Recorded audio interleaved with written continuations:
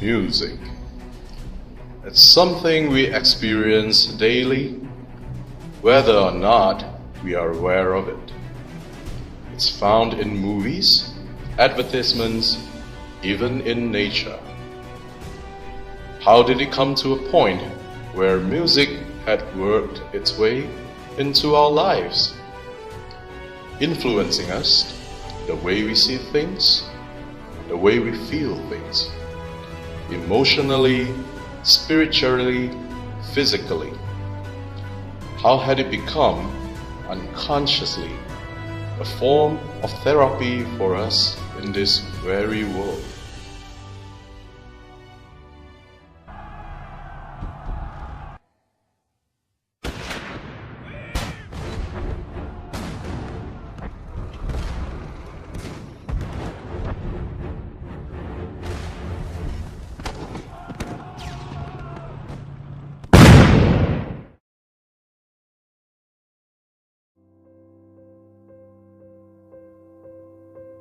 And that is how music therapy began. In the midst of war and suffering, communities of musicians visited hospitals around the country and played for their veterans.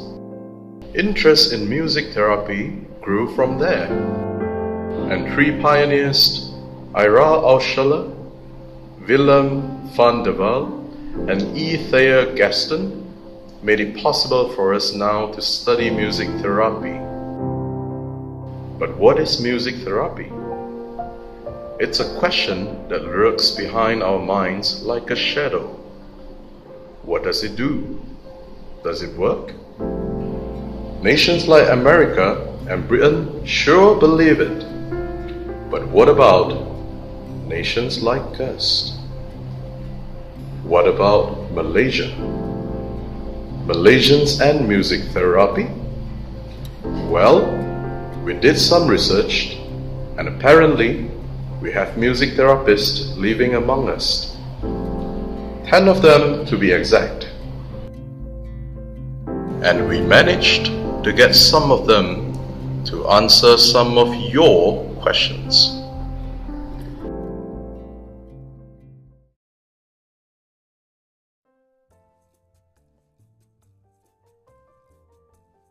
Yeah, I would definitely say that it's, so when people ask me, so what is it, what's a music therapy? I'd say it's treating people's, people with disabilities needs through music. So basically, we can do anything that has to do with music, but targeting to the needs of people. That is my whole life journey. The training might be just 2 years.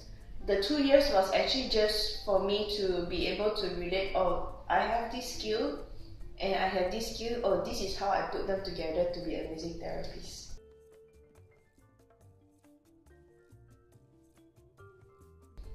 It's not always a bed of roses because I work with people. Yeah. And every individual is indeed an individual. You cannot use one approach with this person, it might not work for the next person if it works for them, you see.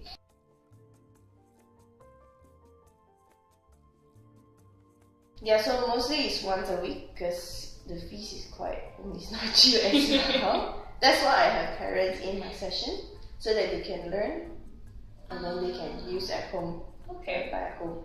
So once a week, usually it will go up to 45 minutes to an hour per session.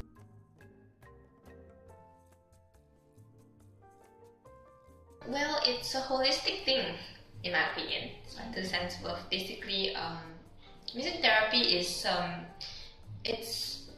music itself is very powerful and amazing.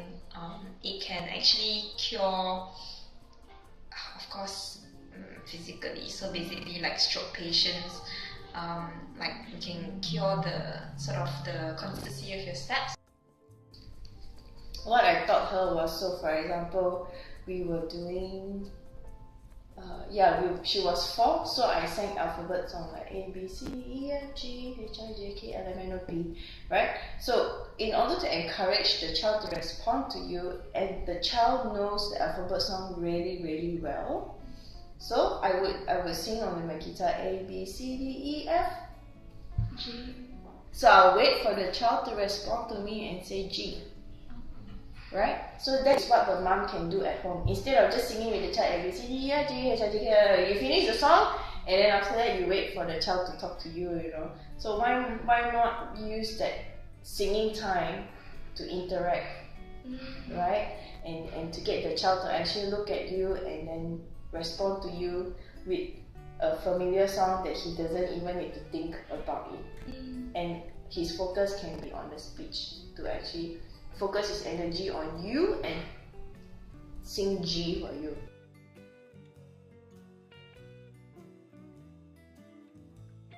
So I have a boy who actually, after 1 year, he actually developed interest to learn the guitar.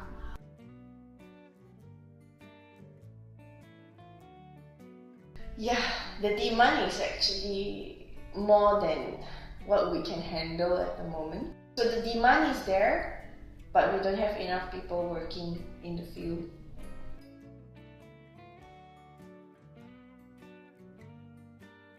I would like to say yes. But no. Music therapy, I think it complements medical treatment. That's why we are in the hospital. Neither one is more superior than the other. Of course! Yeah, of course. I always support. I think all of us music therapists support.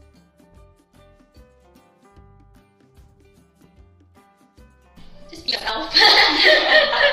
Yeah, basically because it's just beyond a normal job, I find. Because I have a lot of friends in the corporate field and it's quite challenging to be in the corporate field sometimes. A lot of pressures, you know, to adhere to bosses and stuff. I mean, of course, if you work under a company, yeah, you will be under bosses, but this is more of different kind of rewardment other than salary.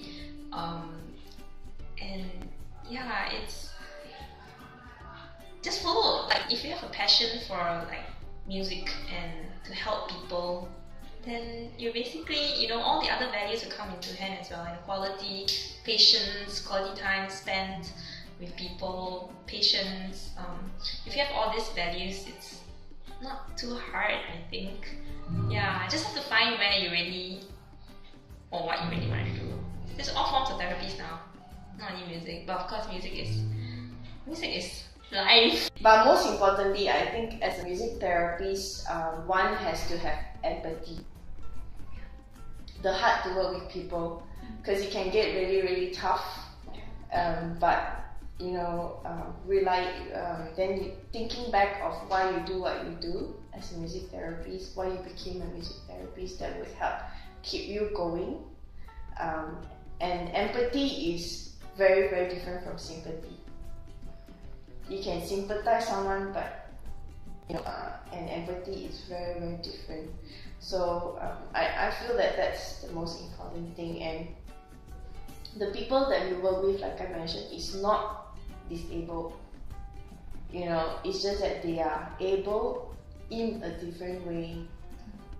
Yeah, and I always see how I can work with their abilities, what they have, their strength, and not their disabilities.